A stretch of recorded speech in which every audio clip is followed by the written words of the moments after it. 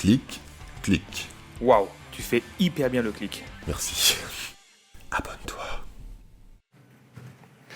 Salut Romain, ça va? Ouais, Ça... nickel. Ah, d'accord, donc t'es là maintenant. Alors je voulais te parler d'un truc. Si dans une discussion je glisse le mot méningite, une méningite à méningocoque, vous allez hocher la tête, genre oui, ça va, je connais, et on va passer à autre chose. Oui, ça va, je connais. Maintenant, si je m'interromps et que je vous demande, mais tu sais vraiment ce que c'est la méningite? Tu sais vraiment ce que c'est une méningite?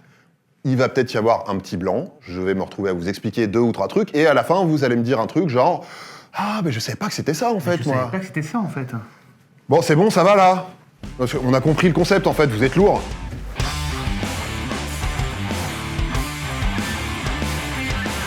Voilà, maintenant qu'on est entre nous...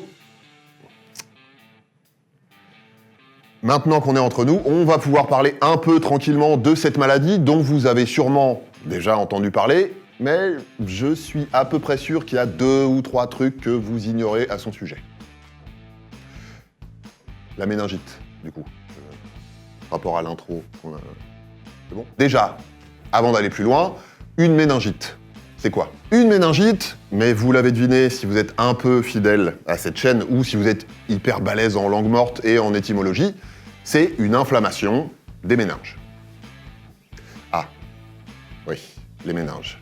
Les méninges, le mot vous dit sûrement quelque chose parce que vous l'avez déjà entendu soit dans des expressions un peu à l'ancienne, soit dans des titres de séries télé, mais vous savez peut-être pas ce que c'est en vrai. Les méninges, c'est un peu la cellophane de notre système nerveux central, puisque c'est une membrane qui enveloppe et qui protège notre moelle épinière et notre encéphale, c'est-à-dire notre cerveau, mais aussi le tronc cérébral et le cervelet. Non, le cervelet, Romain. Voilà. Sauf que là, de la cellophane, on en met 3 couches, parce qu'on parle quand même de notre cerveau et de notre moelle épinière, pas d'une tranche de foie de veau. Ces 3 couches, c'est la pimère, qui est la plus profonde, l'arachnoïde et la durmère, qui est le plus à l'extérieur. Alors, comment on fait notre compte pour nous retrouver avec les méninges inflammés? Eh ben, le plus souvent, c'est à cause d'une infection. Vous savez comment ça marche maintenant? L'inflammation, c'est un moyen de défense de notre organisme contre tout un tas de problèmes, dont les infections. Donc c'est pour notre bien, mais ça fait quand même du mal. Et là, précisément, globalement, l'inflammation des méninges, c'est une réaction à une infection. Parce qu'à l'intérieur des méninges, entre la pimère et l'arachnoïde, il y a un liquide qui circule. Le liquide cérébrospinal, qu'on appelait avant le liquide céphalo-rachidien, et qui a plusieurs rôles de protection et d'élimination des déchets. On en a 100 à 150 cm3, ça fait à peu près 3 shots. C'est pas beaucoup, mais c'est par là que l'infection arrive. Dans l'absolu, une infection, ça peut être causé par plein de trucs. Un virus, une bactérie, un champignon... Alors, avoir un champignon dans le cerveau, ça existe. Ça s'appelle une méningite fongique. C'est dangereux, mais c'est rare. La méningite virale, c'est-à-dire celle qui est causée par un virus, mais bon, par les temps qui courent, j'imagine que vous connaissez bien le terme maintenant, c'est la plus fréquente, mais elle est plutôt bénigne, dans la mesure où la plupart du temps, on s'en remet spontanément et sans séquelles en quelques jours. Mais il reste les bactéries, et là, c'est pas la même limonade.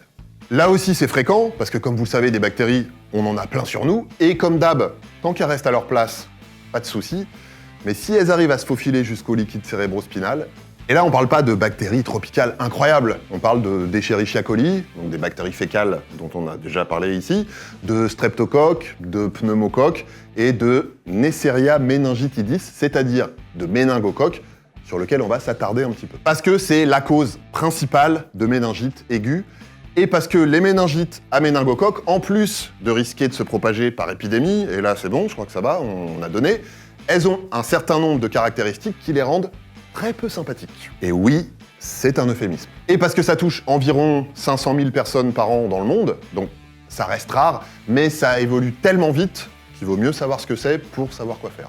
L'un des premiers problèmes avec les méningites en général et les méningites à méningocoques en particulier, c'est que la plupart du temps, ça arrive à des personnes en bonne santé, qui n'ont pas de soucis particuliers, donc on s'y attend pas. Ensuite, mais on va en reparler après, les signes sont pas toujours très clairs, donc on se méfie pas. Et puis surtout, une méningite à méningocoque, ça peut être fatal en quelques heures ou laisser des séquelles qui peuvent être handicapantes. Là, on parle d'un taux de mortalité de 10%, c'est-à-dire une personne sur 10. Et parmi les 9 autres, les séquelles, ça peut être des amputations de membres, des paralysies, des retards mentaux, des troubles de la vue et de l'audition, des problèmes au niveau des reins, etc. Alors, tel que je vous connais, là, en ce moment même, vous commencez à voir flou et à sentir la transpi. Il y en a peut-être même un ou deux qui saignent du nez. Calmez-vous, hein. L'idée, comme d'hab, c'est pas de vous faire flipper, c'est de vous donner des infos pour que vous sachiez quoi faire en cas de besoin, c'est tout.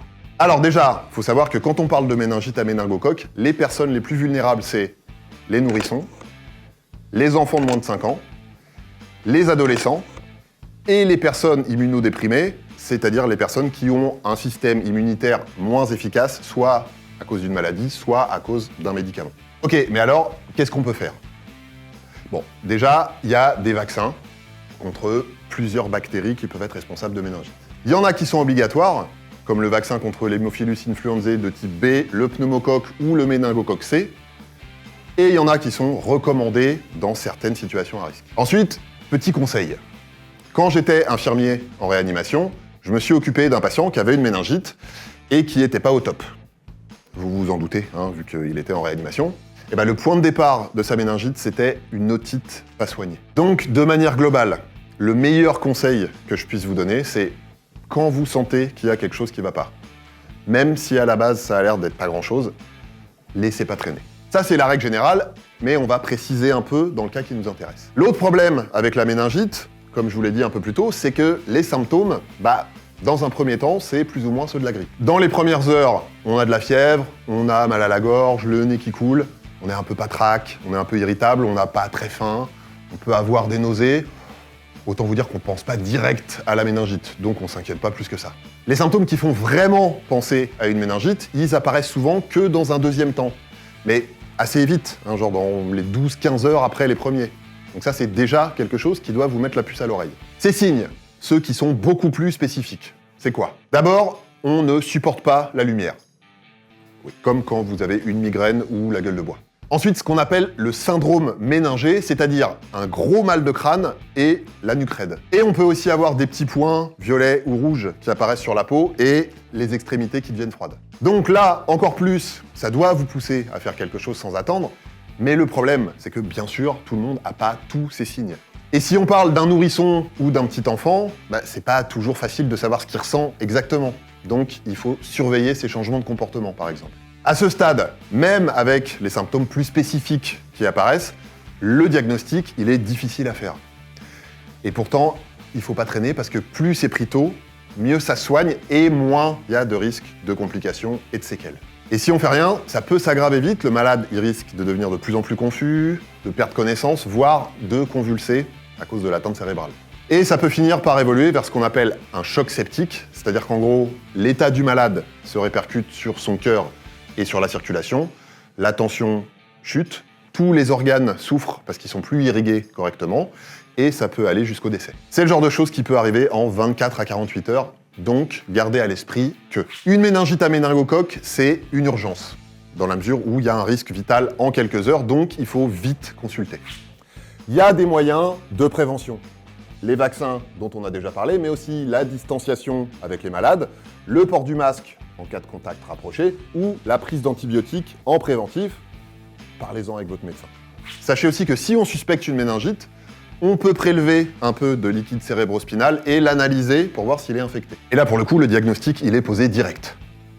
Encore faut-il faire l'examen, donc avoir consulté. Ça se soigne avec des antibiotiques spécifiques, et bien sûr tous les traitements nécessaires en fonction de l'état du malade à son arrivée, mais ça se soigne. Dans tous les cas, que ce soit en prévention, que ce soit si vous avez un doute ou pour poser des questions, pour ça, comme pour tout le reste, la base, c'est n'attendez pas que ce soit trop tard pour faire quelque chose et surtout, parlez-en à votre médecin.